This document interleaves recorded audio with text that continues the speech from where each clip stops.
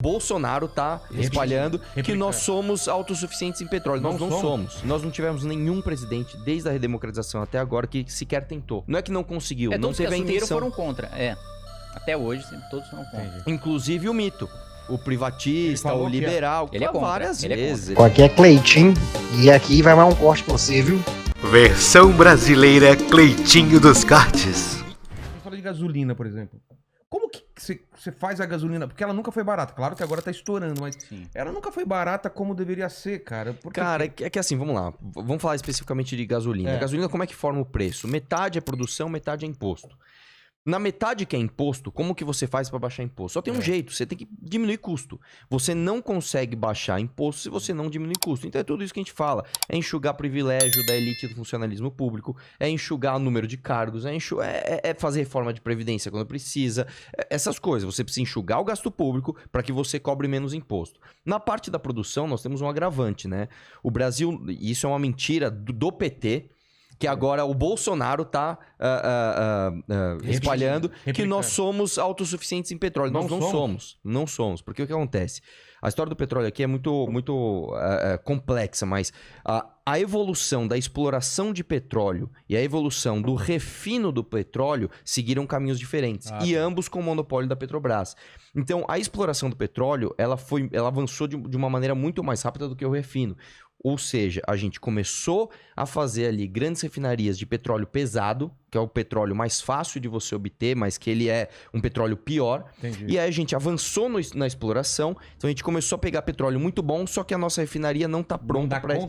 Não é que não dá conta, não consegue, não é número. Merda, cara. Então o que a gente tem que fazer? A gente tem que trocar esse petróleo com o exterior. Quando você troca o petróleo com o exterior, você perde, né? Não é só isso, cara. E o preço vem em dólar. O preço é em dólar. Então, o que acontece?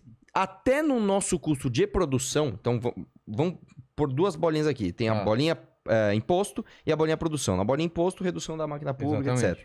Na bolinha produção, você tem o fator dólar. Como é que você faz para baixar dólar? Você precisa ter um país que tenha confiabilidade, você tem que ter um país que tenha segurança jurídica, você tem que ter um país que tenha política econômica decente, e é tudo que nós não temos. Nós temos um presidente da república que vira e mexe, ele fala...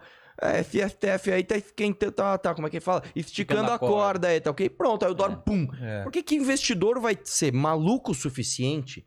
Fala, pô, eu tô aqui, sei lá, nos Emirados Árabes, sou um trilhardário. Vou investir no Brasil. País que, acho que tem... Ou o presidente mandou no golpe de Estado. Porra, que país bom pra investir. Vou fazer uma fábrica lá.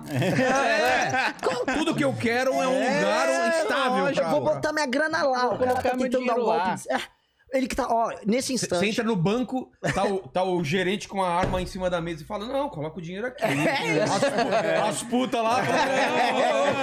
Esse banco é legal. E assim, o nada faz sentido no Brasil. O Brasil... Não, mas só pra terminar esse negócio do petróleo, por que esse lance do refino, por que a gente não evoluiu? Porque muito caro? Não é só isso, porque infelizmente a gente aqui tem o monopólio da Petrobras, você não pode simplesmente concorrer com a Petrobras. E por que você vai ser eficiente se você não tem concorrente? É basicamente isso. Eu tô aqui de boa, ganhando meu salário, financiando a campanha do presidente aqui, no caso do Lula, né? Que vai me manter aqui. Então, eu vou evoluir pra tem um outro ponto da Petrobras também. O monopólio fode alguma coisa ou não daria? Contrário. Não, melhor país. Não, daria, melhor. Quais são as amarras? A amarra é o corporativismo de indicação política da Petrobras, né? Porque aí você perde muito poder. O Estado, o governante perde poder. E isso é um entrave político para isso. Sindicato de trabalhador da Petrobras, com medo de ser demitido. E de refinarias, etc. Enfim, é um negócio bilionário. Mas um presidente com vontade política, ele consegue fazer isso? Consegue. Claro que difícil. consegue. Não é fácil, mas ele consegue. Imagino que não seja tão fácil. É que no caso, assim, nós não tivemos nenhum presidente, desde a redemocratização até agora, que sequer tentou. Ele nunca... Não é que não conseguiu, não teve a intenção. Foram contra, Até hoje, todos foram contra. Entendi. Inclusive o mito. O privatista, o liberal, ele é contra. Várias vezes. Não, mas na campanha ele falou que ia fazer alguma coisa? Não, na Petrobras ele falou que era uma das únicas que ele era contra. Caramba. Foi uma das únicas promessas de campanha que ele manteve. Manter a Petrobras fodida. Ele falou, eu vou continuar mantendo a Petrobras essa porcaria, tá ok? E manteve. E na Petrobras tem outra coisa que aumenta o preço, que é a política de conteúdo local, que é até o terceiro nível, você é obrigado a contratar tudo de empresa nacional. Então, tipo, o cabo precisa ser nacional, aí a sonda precisa ser nacional. Aí você é obrigado a contratar um produto menos eficiente, mais caro, só para cumprir a lei. É ridículo, cara. É assim, é uma coisa que você fala, meu, é E- inacreditável. Mas hoje eu acho que o que mais pesa na gasolina é o dólar mesmo, é a falta de confiabilidade do país. Eu tava outro dia, reunido com um grupo de empresários japoneses que tem empresa no Brasil. E aí eles estavam falando, pô, é claro que o dólar vai estar disparado. Vocês têm um presidente da república que toda semana cria uma crise diferente. O país de vocês está com inflação batendo 2 dígitos, o Congresso Nacional ficou 2 meses debatendo voto impresso. O que vocês querem? O país isso eu não país de entendo, vocês está Tá quebrado. uma pandemia, um monte de merda, os caras estão discutindo voto impresso. Não, e velho. vou te falar mais, cara. Você vê, e o cara, ele trabalha tanto na mentira, o Bolsonaro. Esses dias eu tava na academia, eu tava ouvindo um personal falar pra aluna dele. É, porque você vê esse preço da gasolina aí? O Bolsonaro zerou os impostos federais na gasolina e os governadores subiram ICMS. Cara, é mentira! Aí eu fui falar, o cara fala, desculpa, cara, eu tava ouvindo a tua história aí.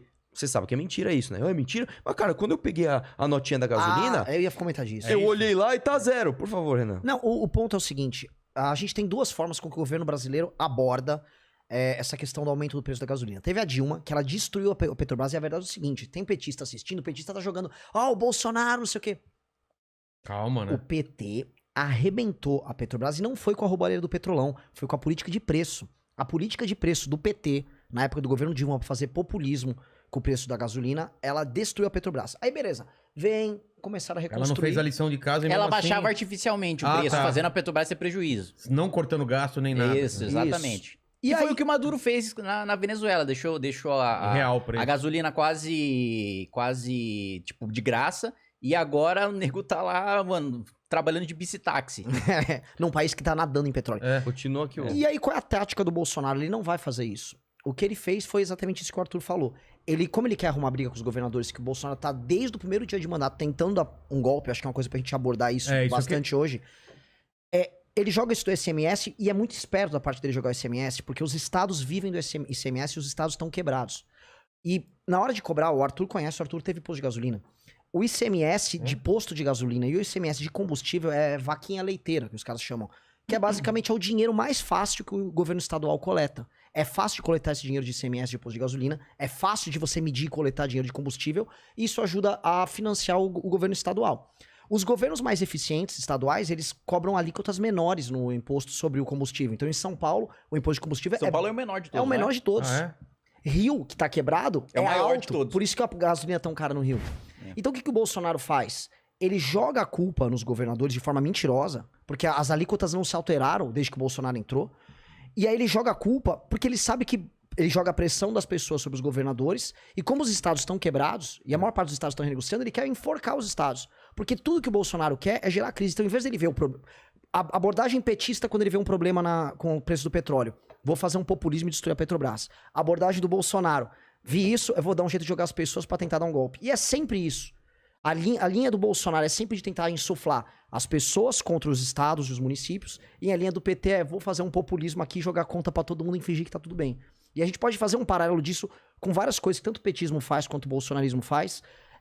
Como construções. Um de um populismo espalhando a conta pra geral e o Brasil quebra depois. E o outro como preciso gerar um conflito. Então a tática do bolsonarismo agora é essa. É o que o Arthur viu na academia, é o que eu vi ontem pegando um Uber no Rio de Janeiro. O cara, não, mas porra, olha lá, olha a notinha do combustível, não sei o quê. Tá, meu irmão, a alíquota do ICMS era a mesma quando não tinha o Bolsonaro e o preço não era esse. Não, e outra coisa que as pessoas esquecem, desculpa.